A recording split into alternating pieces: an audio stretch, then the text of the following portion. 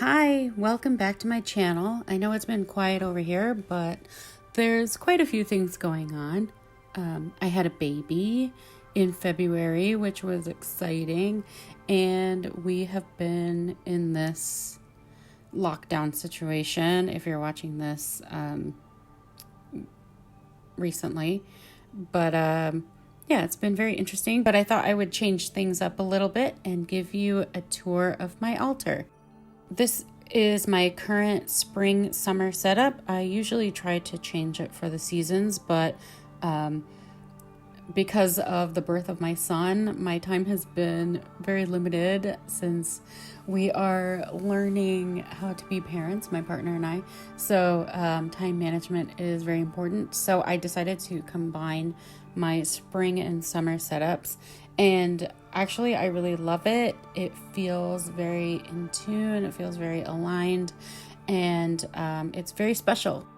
So on my altar, I like to have the same type of items, just rearranged between spring, summer, fall, and winter. So a few of my staples are my chakra stones on selenite, which my chakras always need a good scrubbing.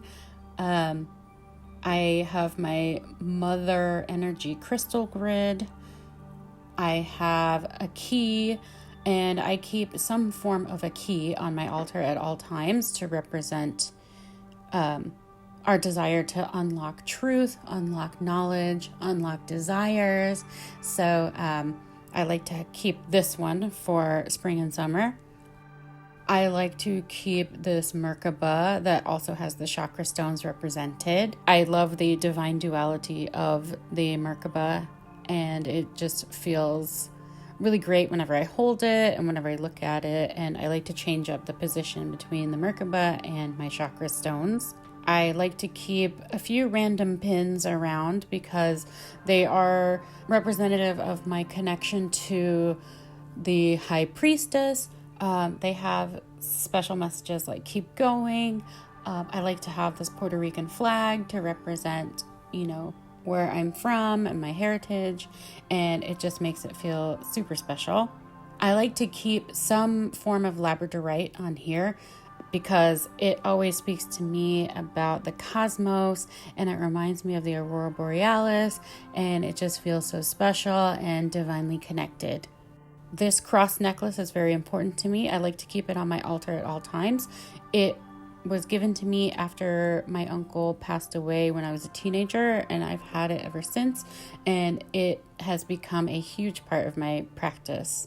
This mirror also is a huge part of my practice. My uncle, who passed away, showed it to me in a meditation, and I found something similar when I was at Michael's and had to have it. I keep it on my altar and make sure that I have my power stones, which are lapis, celestite, moonstone, moldavite, and tektite. I also have lots of beautiful pieces of amethyst around because my wonderful friend Stephanie recommended I get some amethyst, and this was before we found out that I was pregnant and before I realized that my son was going to be born in February. So I have these beautiful pieces of amethyst. They all speak to me. Some of them were picked out when I was pregnant with him, so I feel that he picked them out himself, which makes them even more special. And I like to keep various gemstones around that make me feel powerful and aligned in my practice. I also pick a tarot card that I like to work with, and for spring and summer I am tapping into my Empress energy, especially since I built this altar after I had given birth. So the Empress feels especially aligned at this moment. I like to keep this mason jar full of ocean water. This came from Destin, Florida, and Destin is known to have quartz sand, so I think it's really nice to have on my altar.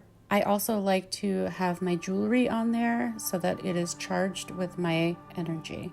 I really love this piece of optical selenite.